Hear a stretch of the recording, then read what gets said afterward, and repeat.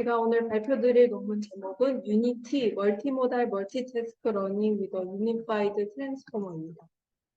세어에서 나온 논문이고 ICCB 21년에 나온 논문입니다. 트랜스포머는 대량의 데이터에서 학습되어서 랭귀지 테스트, 비주얼 테스트, 비전 랭귀지 테스트에서 좋은 성능을 각각 보여줬습니다. 근데 특정 태스크나 특정 도메인에서의 성능만 확인되었지 다양한 도메인이나 다양한 태스크에서의 성능은 아직 연구되지 않은 시점이었습니다. 이게 ICCB 21년에 나온 논문이거든요. 예를 들면은 VIT나 DETR은 비전 온리 태스크였고 벌트 베이스드는 랭귀지 온리 태스크, 비주얼 벌트나 LX 벌트는 페어드 비전 랭귀지 데이터로 학습된 모델들이었습니다. 그리고 보통 이런 모델들은 다운스트림 태스크에 적용되기 위해서는 태스크 스페시픽 파인 튜닝이 필요했고, 멀티태스킹이 가능한 모델 같은 경우에도 이런 같이 학습되는 태스크 자체가 다 연관된 태스크였습니다. 예를 들면 T5는 랭귀지 태스크에서 멀티태스킹합니다. 클래시피케이션, 서머라이제이션, 트랜스레이션, 퀘스천 앤서링, 퀘스천 제너레이션. VIL 벌트 MT에서는 비전 랭귀지 테스트에서 멀티태스킹을 합니다. 예를 들면 VQA, 캡션 베이스드 이미지 리트리벌, 그라운드 레퍼링 익스프레션, 멀티모달 베리피케이션. 그래서 보통 이 논문이 나오기 전까지만 해도 다 태스크 스페시픽하고 모달 도메인 스페시픽했습니다. 본 논문은 언어 태스크에서 학습된 모델이 비전 태스크에서 도움이 될 수 있을까? 또 반대로 비전 태스크에서 학습된 모델이 언어 태스크에서 도움이 될 수 있을까에 대한 질문을 던집니다. 그래서 또 궁극적으로는 다양한 도메인에서 다양한 태스크를 한 번에 한 모델 학습시켜서 제너럴 인텔리전스를 만들 수 있을까에 대한 질문을 합니다.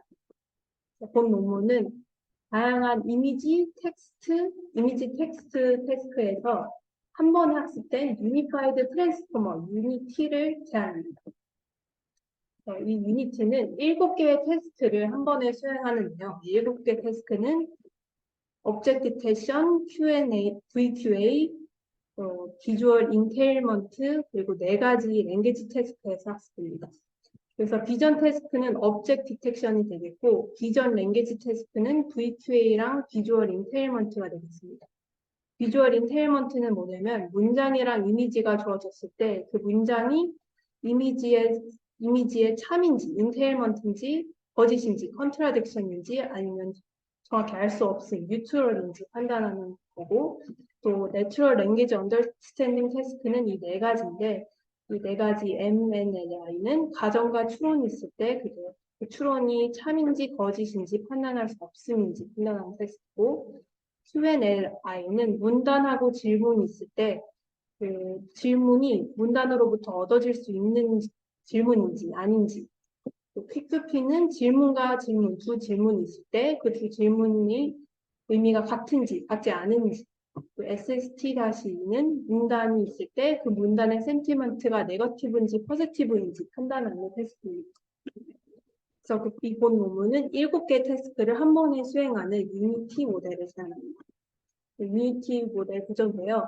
트랜스포머 인코더 디코더 구조입니다. 여기서 이미지 인코더는 DETR의 이미지 인코더를 그대로 갖다 썼고, 텍스트 인코더는 벌트를 그대로 갖다 썼습니다. 그 다음에 만약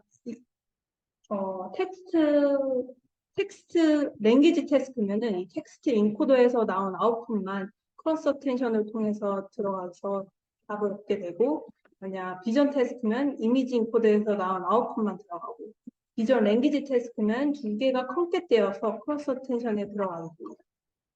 그래서 각 태스크마다 아웃풋이 다 다르기 때문에 태스크마다 따로 태스크 스페시픽 아웃풋 헤드를 통과시켜서 나온 그 결과값을 통해 학습이 됩니다. 그래서 각각 어떤 구조인지 더 자세히 살펴보면 이미지 인코더는 DETR 구조입니다. DETR은 다들 알고 있는 모델인데요. 트랜스포머 구조로 오브젝트 디텍션에 사용되는 모델입니다. 여기서 이 이미지 인코더 부분을 그대로 갖다 썼습니다. 어떻게 되냐면 이미지가 들어가면 CNN 백본을 통해서 이미지 피처를 얻게 되는데 이때 이 이미지 피처는 H by W by D입니다. 그래서 이 H by W를 랭스로 길게 펴고 그리고 이 D가 채널 디멘션이 되겠습니다. 그 다음에 이제 트랜스포머 인코더로 들어가기 전에 프로젝션 레이어 T를 통해서 프로젝트 되고 그 다음에 러너블 파라미터인 그 태스크 토큰을 앞에 더해줘서 컴퓨트해서 트랜스포머 인코더 EB를 통해 인코딩 됩니다. 그래서 마지막으로 나온 게 이게 L이었으니까 L 플러스 1일 텐데 그 앞에 이 태스크 토큰에 해당되는 그 아웃풋은 없애주고 그 나머지 애들 부분만 가져다가 이거를 HV라고 하고 이 HV를 이미지 레프레젠테이션으로 사용합니다. 그래서 이게 DETR 이미지 인코더를 그대로 갖다 썼다라는 거고 그 다음에 텍스트 인코더 또한 벌트에서 그대로 갖다 썼습니다. 벌트는 센텐스를 토커나이즈 시킨 거 W1에서 WS를 벌트에 갖다 쓸 때 앞에서랑 동일하게 태스크 러너블 파라미터로 태스크 토큰을 앞에 더해준 다음에 벌트를 통과시킵니다. 그래서 아웃풋으로 나온 것에서 이 태스크 토큰에 해당되는 건 빼고 이 나머지 아웃풋을 HT 텍스트 레프레젠테이션으로 사용합니다. 그다음에 이제 유니티 디코더인데요. 이건 트랜스포머 디코더 구조입니다. 여기서 이 디코더 구조는 DETR의 트랜스포머 디코더를 그대로 갖다 씁니다.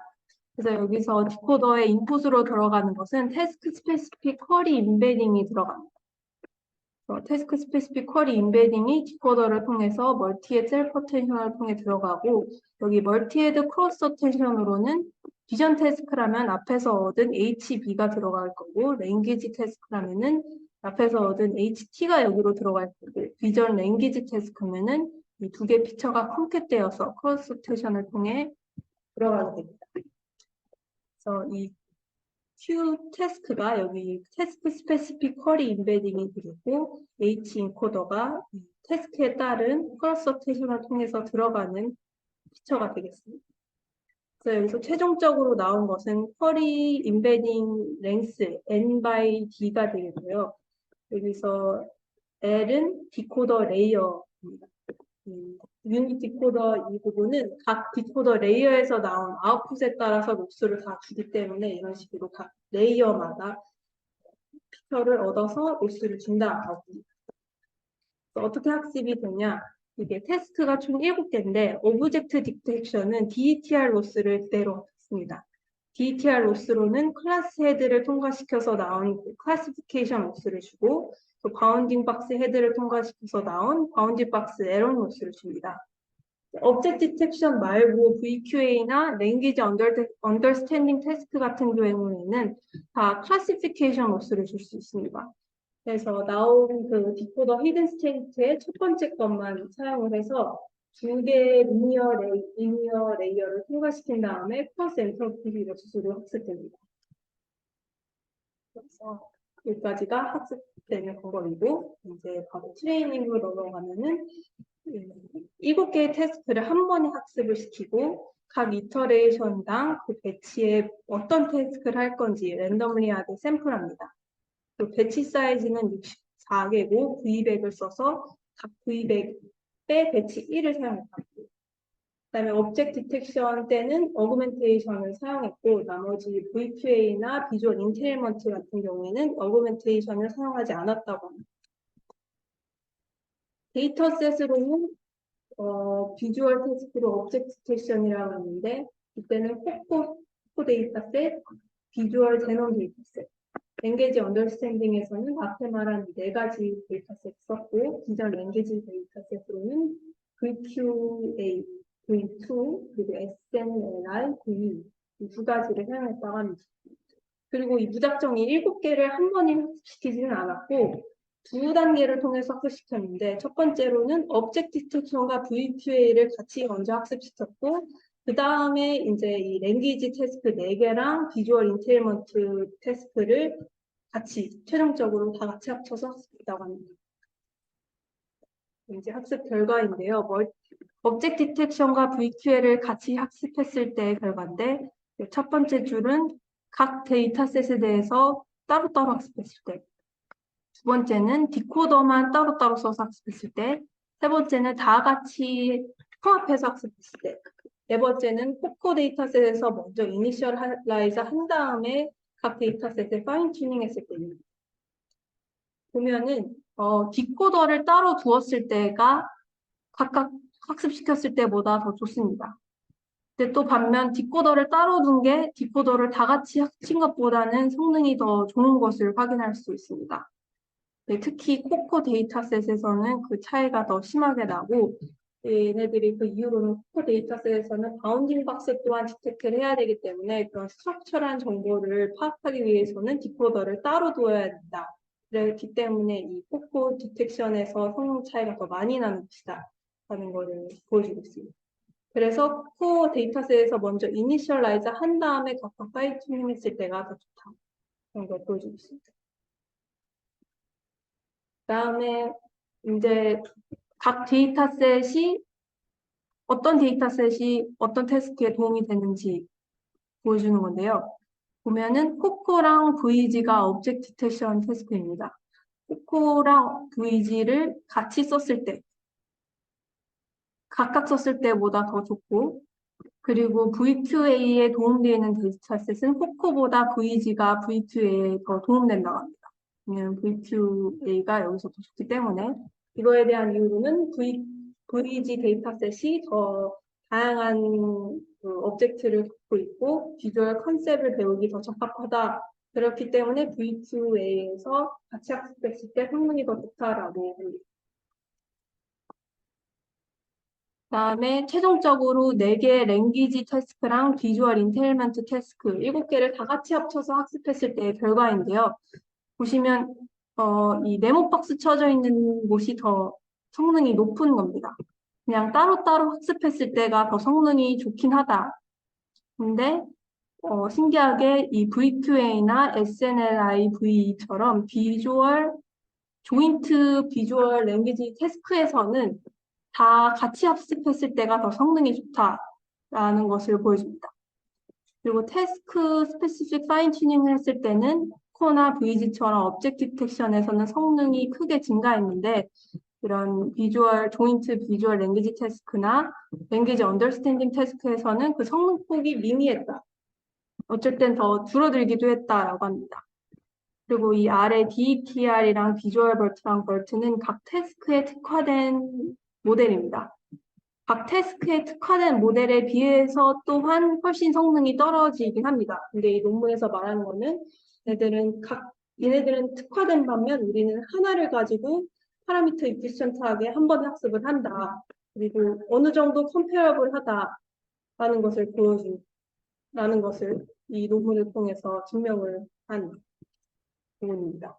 이게 진짜 비주얼라이제이션에서 얻은 결과, object detection, VQA, 비주얼 인테일먼트, 그리고 4가지의 랭귀지 언더스탠딩 테스트가 되겠습니다. 어블레이션으로는 모델을 어떻게 컨피규어 하냐에 따라서 각각 성능이 어떻게 달라지느냐인데, 트랜스포머 디코더의 인베딩 디멘션을 768에서 256으로 줄였을 때, object detection 성능이 낮아졌다.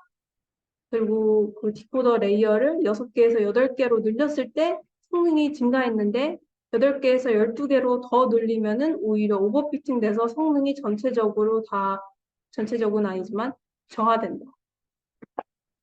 네.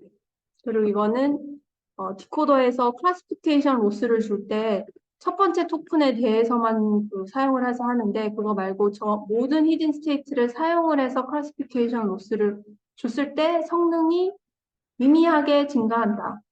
그래서 그냥 첫 번째 토큰만 가지고 로스를 주는 게 더 좋다라는 걸 보여주는 거고, 그리고 DETR처럼 모든 디코더 레이어에서 로스를 줬을 때입니다. 모든 레이어에서 로스를 줬을 때 또한 성능이 어느 정도 증가하는데 그 증가폭이 미미하기 때문에 그냥 최종 레이어에서만 로스를 줘도 된다라는 걸 보여주고, 그리고 앞에 말했던 타스크 인베딩 토큰을 쓰지 않았을 때입니다. 쓰지 않았을 때랑 썼을 때랑 비슷하니까 그냥 쓰지 않는 게 더 좋다라고 합니다. 그리고 이건 배치 사이즈를 64였는데 32로 줄였을 때 성능이 꽤 줄어든다. 그래서 배치 사이즈가 큰 게 좋다라는 것을 보여줍니다. 실험입니다. 그래서 이 저자들이 퓨처 워크로 나온 게 플라워인데요. 플라워는 CBPR 22년에 나온 논문입니다. 이 논문은 35개의 비전 랭귀지 테스트를 한 번에 학습을 합니다. 이거를 어떻게 하냐면 얘네들은 마스크드 이미지 모델링과 마스크드 랭귀지 모델링을 언슈퍼바이즈드로 또 따로따로 학습을 합니다. 그래서 VLT를 통해서 이미지 토큰이 있으면 그걸 랜덤하게 마스크한 다음에 마스크된 부분을 맞추도록 학습을 하고 그거에 더해서 클래스 토큰에서 나온 걸로 비전 테스트 헤드에 통과시켜서 여러 테스트에 대한 로스를 또 학습을 시키고 그와 동일하게 텍스트 인코더 또한 마스크드 랭귀지 모델 로스랑 그거에 클래스 헤드에서 나온 걸로 NLP 테스트 로스로 또 학습을 시키고 또 이 멀티모달 인코더는 트랜스포머 인코더 구조로 여기서 나온 거를 컴퓨트한 다음에 여기 클래스 토큰을 사용해서 멀티모달 테스트 로스를 줘서 이렇게 마스크드 랭귀지 모델링 로스를 추가적으로 사용하고 더 많은 테스트에 대해서 학습을 했다. 이게 플라바였습니다. 그다음에 이 얘네들이 또 나온 이 팀에서 나온 논문이 2012PR 23년에 나온 스케일링 랭귀지 이미지 프리트레이닝 대화 마스킹인데 이건 플립이랑 동일한데 플립에서 이미지를 들어갈 때 50%에서 70%의 패치를 랜덤하게 마스킹한 다음에 학습을 하면은 훨씬 2배에서 4배 정도 더 빠르게 2배에서 3배 정도 더 빠르게 같은 성능을 달성할 수 있다라고 합니다. 왜냐하면 이게 마스킹이 됐기 때문에 배치 사이즈를 늘려서 학습을 할 수 있기 때문에 이러한 성능 증가가 있다라는 것을 보여줬던 논문이었고 그리고 머스트 리드 중에 있었던 논문인데 그거는 알리바바에서 나온 논문으로 23년에 나왔습니다. 얘네들은 라지 랭귀지 모델을 사용을 해서 멀티태스킹을 하겠다는데 이 알리바바의 자체적으로 가지고 있는 라지 랭귀지 모델인 QNLM 베이스로 3단계를 통해서 학습됩니다. 이거 어떻게 하냐면은 이 비전 인코더 VIT랑 어댑터 크로스 텐션을 통한 어댑터만 학습을 해서 이 이미지 텍스트 페어를 통해 이 2가지 모델만 학습을 합니다. 이 2가지 인코더랑 어댑터만 학습을 합니다. 그래서 이미지를 이 랭귀지 모델이 프로세스 할 수 있게끔 스테이지 1에서 학습을 하고 스테이지 2에서는 얘네들이 자체적으로 모은 엄청나게 많은 데이터셋, 7개의 VL 테스트에 대한 데이터셋에 대해서 이제 라지 랭귀지 모델 또한 열고 다 같이 파인 튜닝을 시켜줍니다. 그다음에 스테이지 3에서는 대화로서도 인터랙션이 가능하게 그런 프롬프트 베이스로 얘네들을 더 파인 튜닝 시켜줍니다. 네, 이게 여기까지가 발표 부분이에요.